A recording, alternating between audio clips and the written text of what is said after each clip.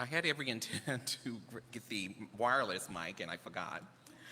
But I'll be fine. Thank you, Kent. So I'm Thomas Pucket, and I'll be giving the talk today. My talk is on will. And how many of you had a little bit of a challenge with willpower today, this morning, you know? And let me tell you, I set a trap for you all. I put some donuts out there. I did. How many of you were on a diet or something? You was like, oh, I want one of them donuts, but I probably should. Okay, that was me. So that was, my intent to just test your will and to give you an example, of course. Oh, wow. So Unity is a New Thought trans-denominational, trans-faith movement that is based in spiritual principles with a core set of teachings, which include the 12 powers. And will is one of those powers. Now remember, God is not a separate entity, but within us and in everything and all around us and all that is good. So today we will learn to tap into that power and how to use it. From the Zen proverb, when the will is ready, the feet are light. I got a couple quotes for you here. And from Proverbs 25:28, whoever has no rule over his own will is like a city broken down without walls. The Course of Miracles says, if you knew what God's will for you, or what God wills for you, your joy will be complete. And what God wills has happened, for it was always true. When the light comes and you have said, God's will is mine, you will see such beauty that you will know it is not of you. Out of your joy, you will create beauty. The bleak little world will vanish into nothingness, and your heart will be so filled with joy that it will leap into heaven and into the presence of God. I thought that was kind of nice. I don't know if you know this, but every one of our 12 powers are associated with a disciple. And the disciple for will is Matthew. So I'm going to tell you a little bit about Matthew. In the time of the Roman Empire, the land of Judea was under foreign rule. The Hebrew people, longing for independence and fulfillment of their promises, often found themselves in a state of oppression. Among the people of Israel, there was a man named Levi, known commonly as Matthew. He was a tax collector, a profession despised by his fellow Jews.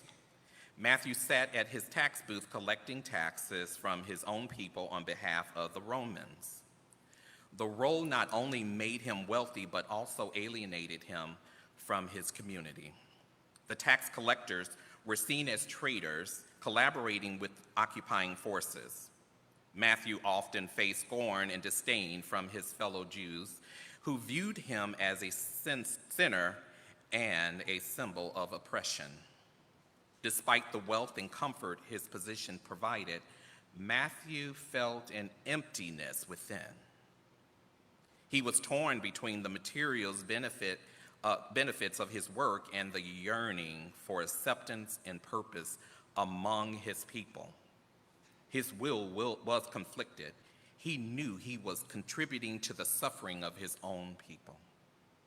Yet the allure of wealth and security kept him bound to his role. One day, as Matthew was collecting taxes, he heard a commotion nearby.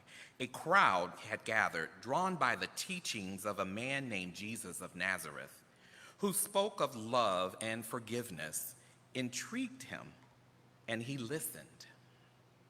As the crowd dispersed, Jesus approached Matthew's tax booth. With a simple yet profound invitation, he said, "Follow me." In that moment, Matthew felt a surge of clarity and purpose wash over him. He realized that This was his chance to redefine his life and embrace a new calling. In a courageous act of will, Matthew left his booth and followed Jesus, leaving behind his old life as a tax collector. This decision was not just a rejection of his former role, it was an affirmation of his desire for a deeper connection with God and his people. Matthew's choice was a transformation of his will, turning away from the life of greed and betrayal toward one of service, love, and redemption. Through Matthew's story, we see how the tumultuous environment of Roman rule and weight of societal expectations shaped his will. In the end, it was the call of Jesus that led him to overcome his past, embrace a new identity, and fulfill a greater purpose. So today I'm going to I read excerpts or interpretation from Paul Hasselbeck's book, The Heart-Centered Metaphysics. In that book, it emphasizes the concept of will as a crucial aspect of spiritual growth and a personal transformation. Here are some key themes related to will that are often discussed in his book. I'm going to use some examples of each one from real life experience from friends. I may try to change their name, I may forget, I'm sorry. But we're going to start with the nature of will. That's number one from Hasselbeck. So Hasselbeck describes will as a divine quality inherent in all individuals. Each teaches that will is not just about making decisions or exerting control. It is an expression of our higher self and our connection to divine energy. In this context, will is seen as a creative force that can be harnessed for positive outcomes in our lives. So, my friend Sarah, I heard this about her, and I'm going to share it with you, okay? She's always dreamed of starting her own business, and for years, she kept putting it off and feeling overwhelmed by self-doubt and fear of failure. She often found herself saying, "I'll do it someday," but that day never seemed to come. One day, Sarah attended a workshop she attended a sermon at a Unity church where one of Hasselbeck's workshops was happening. She realized that will is more than just making a decision. It is a divine quality inherent within her, a creative force connected to her higher self and the divine energy that flows through all of us.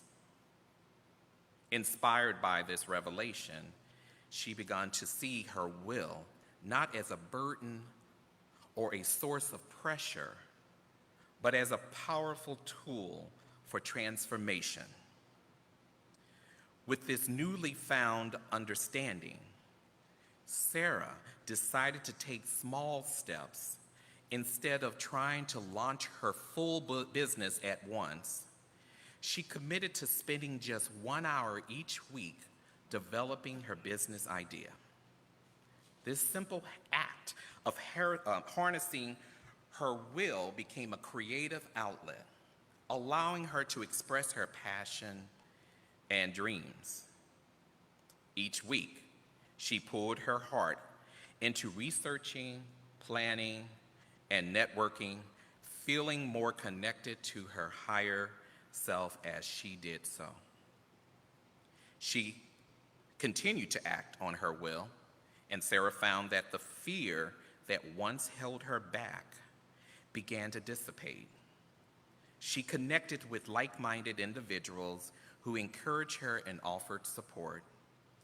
Her creative force, once dormant, ignited a spark within her that fueled her determination. And eventually, Sarah launched her business, and it thrived beyond her expectation. But more importantly, she discovered that the journey was not just about achieving success. It was about embracing her innate will as a divine expression of who she truly is. She learned to trust in the process, realizing that her will could be a source of positive outcomes, and not just for herself, but for those around her. In this way, Sarah's story illustrates how harnessing our will, as described by Hasselbeck, allowed us to connect deeply with our higher selves and with the divine energy within us. It becomes a creative force that empowers us to take action, overcome obstacles, and bring our dreams to life. So Sarah is doing well, I can tell you. My friend is doing well with that business. So the next one was alignment with divine will. And so there are 6 of these, so bear with me. So a significant theme in Hasselbeck's teaching is the importance of aligning our personal will with divine will. He encourages individuals to seek a deeper understanding of their purpose and to act in ways that are in harmony with the greater good. This alignment fosters a sense of peace and fulfillment as it allows individuals to move beyond ego-driven desires and tap into a more profound source of guidance and strength. What came to mind to me was a story shared with me with the late Denise Sherman. Denise had always dreamt of becoming a famous artist. She was a musician, a singer, and she's like, okay, when am I going to get that Grammy, or And it's like, it's going to happen. You just got to manifest it. One day it will happen. Meanwhile, as a New Thought artist, she would tour occasionally in Florida. And Denise was driven by the desire for recognition and success. She poured her heart into music, but despite her efforts, she struggled to gain traction in the music world. Frustrated, here's an example: how she come to understand how to align her personal will with divine will. She told me how she went to this small church in Florida, or she went on a small tour in Florida, and visited a few spiritual centers. And the first one was this very large, I believe it was a Unity church. Hundreds of people attended this church. It was a mega one. And she did her songs, she shared her music. She did what she always did at the time. And at the end, they gave her a small little corner back in the back of the church to sell her CDs, and she said there was not a single person that came around. Not a single one. And she didn't get paid for even being there. So she said that she just was like, wow, what am I doing this for? She questioned it. So the following Sunday, she attended another church, and it was a very small church, about 50 people. And she said after she did what she did, she had the greatest response. The crowd stood up, they clapped, they praised her, they just said, oh, that was amazing, you're wonderful. She sold out her CDs. And she said, and they paid her. So she's like, wow, what's going on here? I mean, this is amazing. She said that inspired by their joy and creativity, she shifted her focus from seeking fame to being more present and sharing her talent. As Denise dedicated herself to this new purpose, she felt a profound sense of fulfillment and peace that she had never experienced before. Her ego-driven desires faded away, replaced by a deeper understanding of her role in sharing her music. In this alignment with the greater good, Denise not only found her true purpose, but also realized that her greatest success was not in the accolades that she once sought, but in the joy and inspiration she brought to others. So another example of Hasselbeck is the power of intention. Hasselbeck highlights the connection between will and intention. She teaches that our intentions, shaped by our thoughts, beliefs, and emotions, direct the use of our will. By setting clear, positive intentions, we can utilize our will to manifest desired outcomes in our lives. This aligns with the unity principle of the law of attraction, where focused thought and intention can shape our reality. So, Mark, oops, I didn't change the name. Mark, sorry, told me this story, or I lived it with him actually. But Mark was in a period of transitioning from one career path to another. And at one time, he was employed at a car dealership, not as a car salesman, but he was one of those that comes in after you purchase your car and then they try to sell you these special upgrades, I guess you can say. So it's like near the end of the process. So one thing about this type of job, you leave for work early in the morning, and you will stay until the last car is purchased and that process is completed. So he would be the last one there sometimes. If any of you have ever purchased a new car, there's a lot of paperwork, and his part was at the end of that process. So it was taxing at times. But understanding his unity teachings, he gained insight into the powerful connection between will and intention.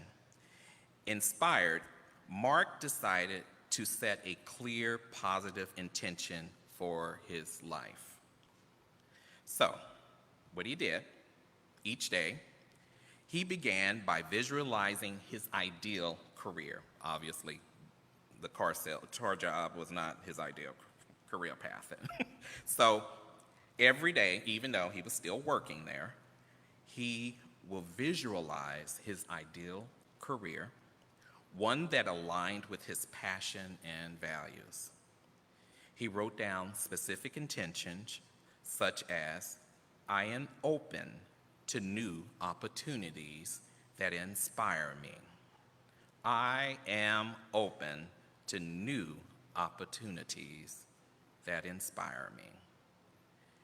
Next, I attract work that brings me joy and fulfillment. I attract work that brings me joy and fulfillment. Each morning, he took a few moments to meditate on these intentions, focusing his thoughts and emotions on the possibilities ahead. As he cultivated this positive mindset, Mark noticed a shift in his energy, because trust me, it was not good. It needed to be realigned. And so, as he did these intentions, his energy shifted. He felt more confident and proactive, which led him to network with others in his desired field and explore new avenues.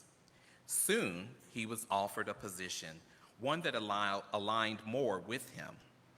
By aligning his will with his clear intentions, Mark found that he was not only able to manifest a career that brought him joy, but also contribute positively to his academic and professional achievements. Through this process, he experienced firsthand the profound impact of intention on shaping his reality, embodying the principles of the law of attraction. Thank you, Mark, for that experience. So it helps all of us. So will and personal responsibility will be the fourth example from Hasselbeck, who emphasizes the importance of personal responsibilities in the exercise of will. He teaches that we have the power to choose our responses to life's challenges, and that taking responsibility for our choices is essential for spiritual growth. This perspective encourages individuals to recognize their agency and the impact of their decision on their lives and the lives of others. So, Kathy was going through a particularly not this Kathy, Kathy, my friend Kathy, just so you know. But Kathy, I can tell you, she was going through a particularly challenging time at work, and she felt overwhelmed by her responsibilities and frustrated with her colleagues, often reacted with anger and blame. Now, in Kathy's situation, this is work, this can be even with family. This example could fall in any of our life's experiences.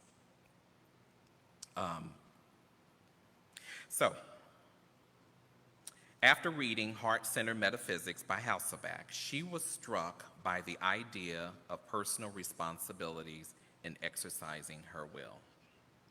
Realizing that her reactions were within her control, Sarah decided to shift her perspective.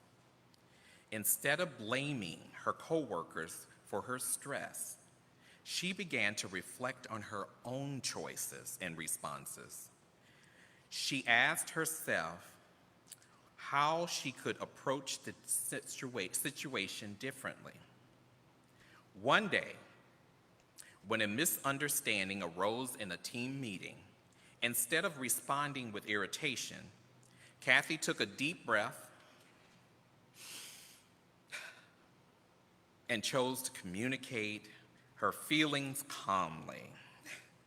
She expressed her concerns and actively listened to her colleagues' viewpoints. This open dialogue transformed the atmosphere in the room, fostering collaboration instead of conflict. Over time, Kathy, I'm mixing up with the other story here, willingness to take responsibility for her reaction not only improved her work relationship, but also contribute to her own spiritual growth.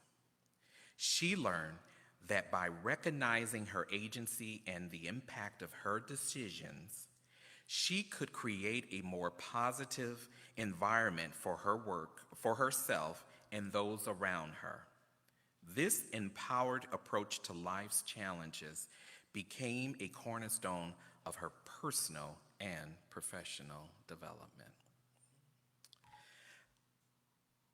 Hasselbeck's next topic will be on will as a tool for spiritual practice. He discusses will as a vital tool in spiritual practice. He encourages readers to cultivate their will through meditation, through prayer, and affirmative thinking. By strengthening our will, we can overcome limited beliefs and habits,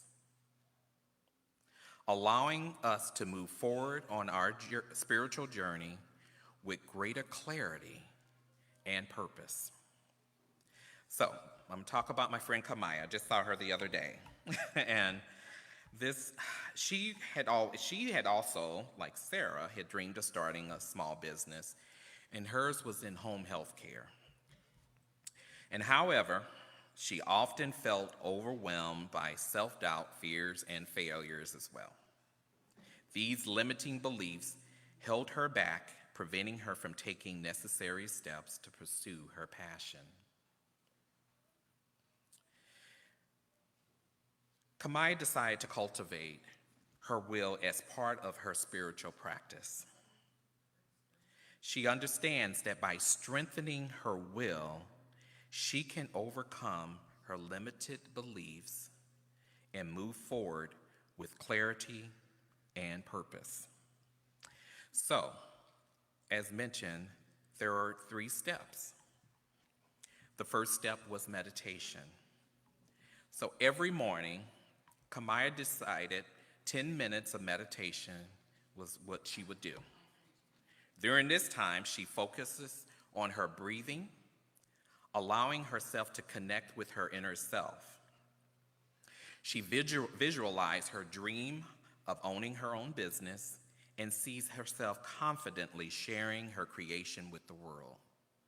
Through this meditation, Kamaya begins to feel a sense of empowerment and determination.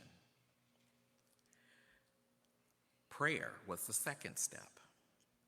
After her meditation, Kamaya engages in a prayer that reinforces her commitment to her dreams.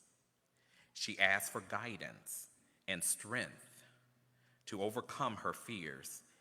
In her prayer, she affirms her belief in her abilities and expressions gratitude for the opportunity that lie ahead.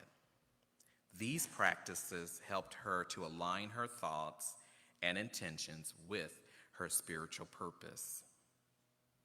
The third step is affirmative thinking. To strengthen her will, Kamaya creates a series of positive affirmations related to her business goals. Each day, she repeats these affirmations with conviction. I am capable of creating a successful business. I trust in my abilities and creativity. I am open to receiving support and guidance on my journey. As she integrated these affirmations into her daily routine, Kamaya notices a shift in her mindset.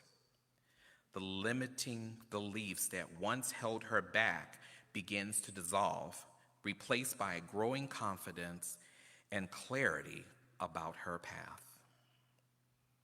And I'm going to throw a fourth step in there, taking action. With her strengthened will, Kamaya starts taking actionable steps towards her dream. She researches her market, created a business plan, and begins creating her products or her program.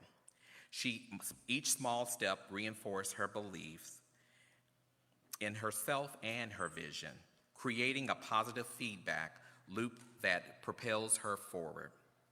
Through this example, we see how Kamaya applies the definition of will by actively cultivating it through meditation, prayer, and affirmative thinking. By doing so, she overcomes her limiting beliefs and takes purposeful actions towards her spiritual and opportunistic, here I go with them words again, goals, illustrating the transformative power of a strong will in one's spiritual journey. And then our final example from Hasselbeck underscores the importance of integrating the heart. So it's integrating the heart, which is your emotions and your intuitions.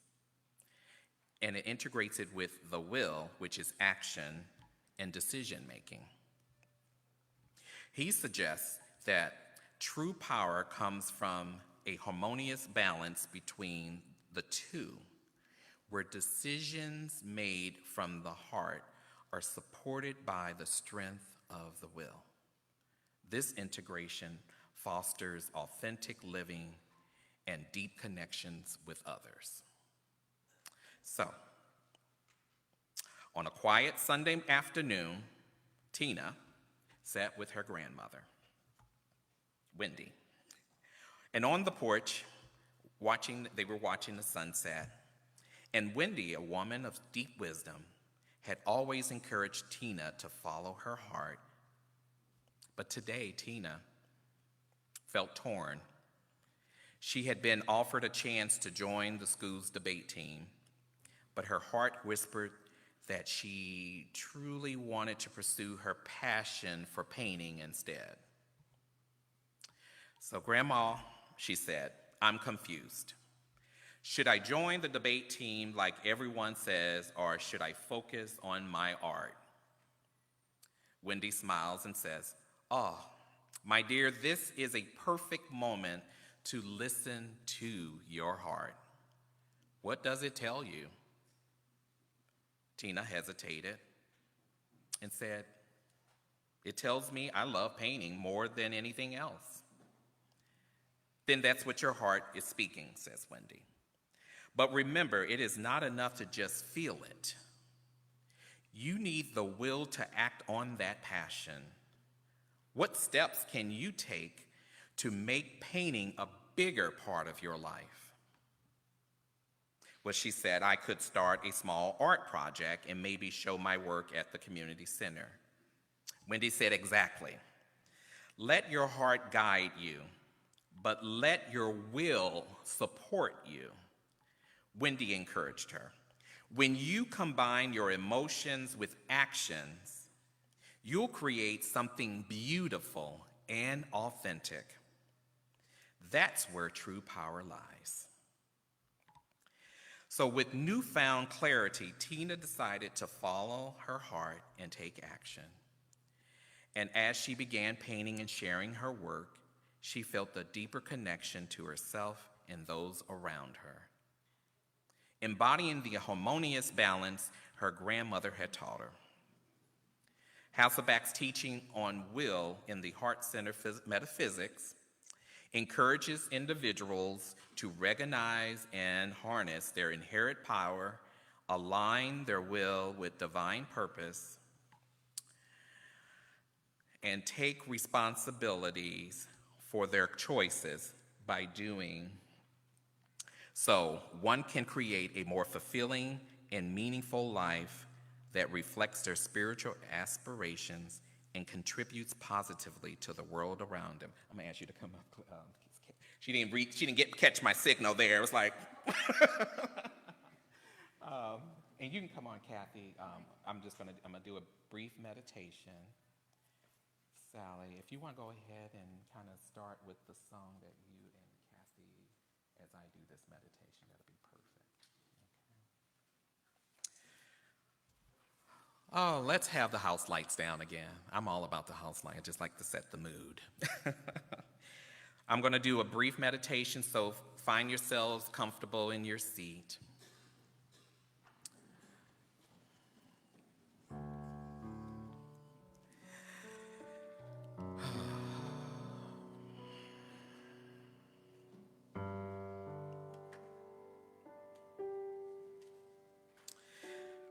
Begin by finding a comfortable position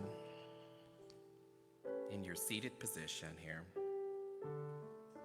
Close your eyes gently and take a moment to settle into your breath. Allow yourself to arrive fully to this present moment.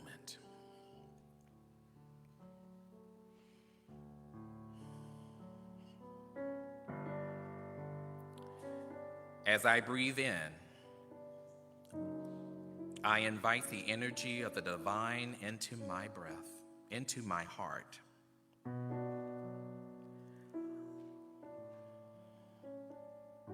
I acknowledge the power of will,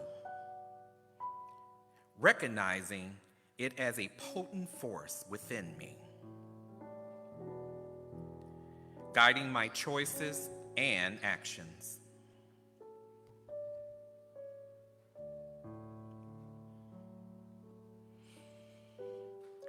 With each breath, I draw forth the clarity and determination that comes from my will.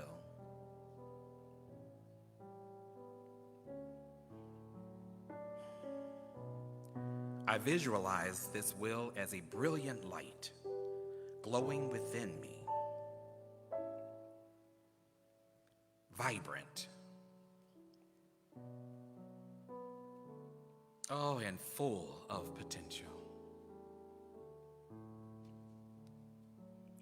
It is my ability to choose, to act, and to manifest my intentions in this world.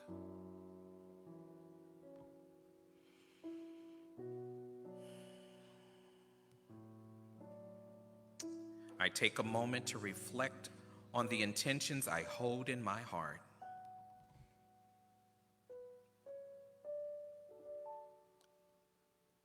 What dreams and desires do I wish to nurture? I see them as seeds planted in the fertile ground of my will, ready to grow and flourish. I affirm that I have the strength to cultivate these intentions with love and commitment.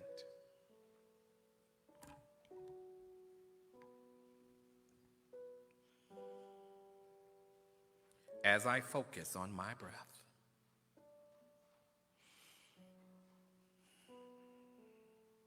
I embrace the understanding that my will is not just a personal power. It is a divine expression of the universe flowing through me.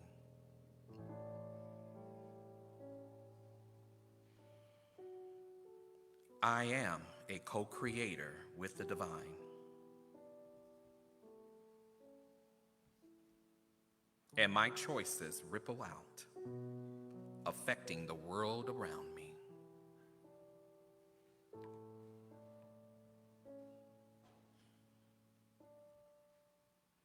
In this sacred space of meditation, I visualize my will as a guiding compass, leading me toward my highest good.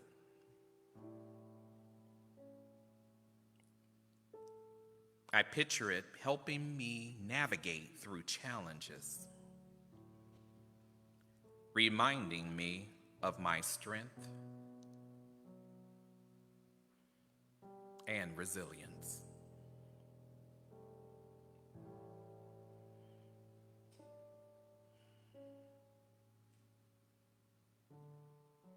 I take a moment to affirm my commitment to use my will for love, compassion, and understanding.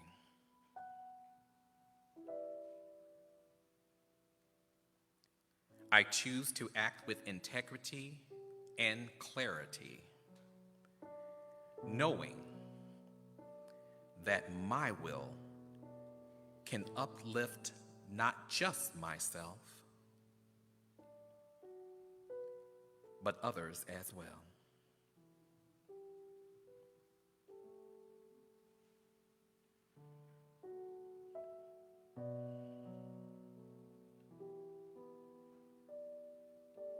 As I conclude this meditation, I bring my awareness back to my breath. I carry with me the strength of my will, the clarity of my intentions, and the knowledge that I am always supported by the universe.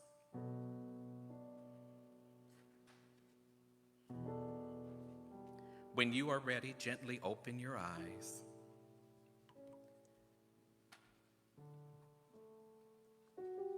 Return to the present moment, filled with the energy of your will and ready to embrace the day ahead. And so it is. So as we reflect on the powerful teachings of Hasselbeck regarding will, let us embrace the profound truth that our will is not merely a tool for personal ambition, but a divine gift that connects us to our higher purpose. He reminds us to align our will with the greater good and to recognize that true strength lies in the harmony between our heart's desires and our actions.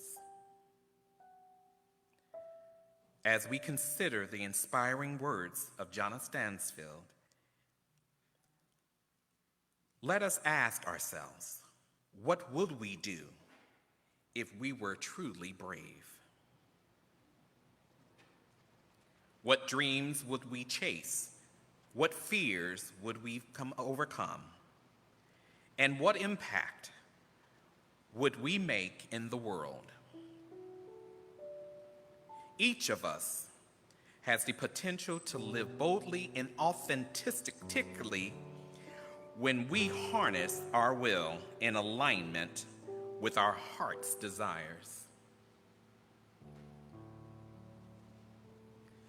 Let us be courageous in our choices, daring to express our true selves and to act on the inspirations that arise within us. When we choose to step beyond our comfort zones and act in accordance with our divine will, we not only transform our own lives, but also inspire those around us to do the same. May we walk forward with a renewed sense of purpose, embracing the power of our will to create a life filled with love, compassion, and courage. Let us commit to being brave, to taking action, and to living fully in alignment with the divine will that guides us. Together, as we honor our individual journeys and the collective path we share, we can create a world that reflects the beauty of our hearts and the strength of our wills. Amen.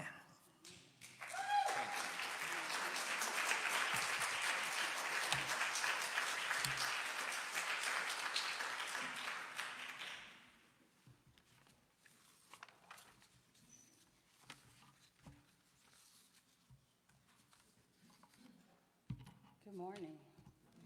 It's good to be back. Thank you.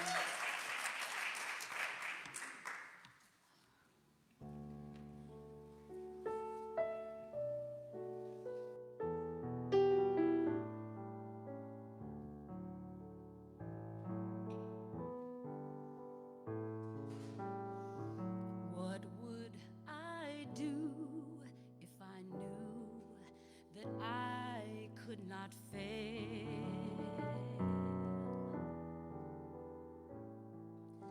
If I believed the wind always fill up my sail, how far would I go? What could I achieve? Trusting the hero in me.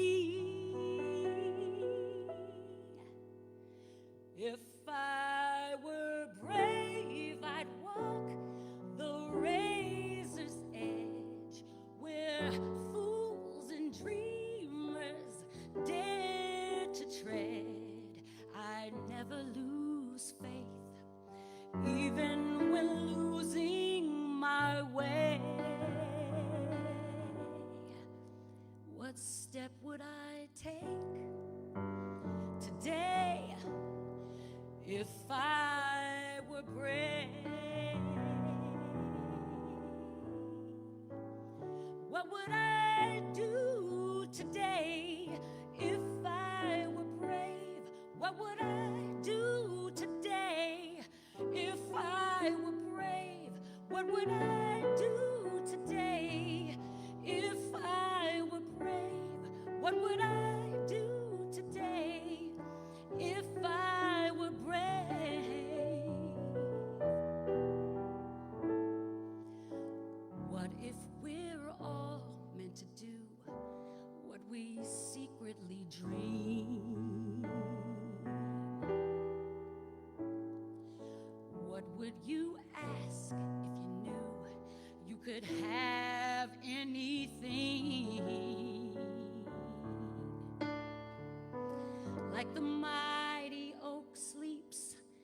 in the heart of a seed? Are there miracles in you and me? If I were brave, I'd walk the razor's edge where true believers dare to tread. I never lose faith, even when losing my way. What step would I take today if I were brave? If I refuse to listen to the voice of fear, with the voice of courage whisper in my ear,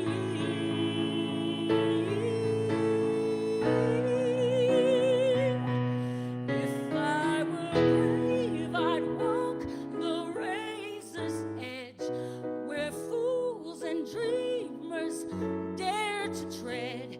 I never lose faith, even when losing my way. Hey, what step would I take today if I were brave? What would I do today if I were brave? What would I do today if I were brave? What would I do today if I were brave? What would I do today? Yes, I am brave.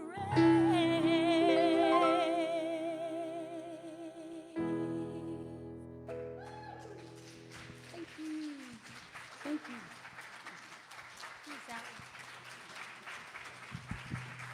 Thank you.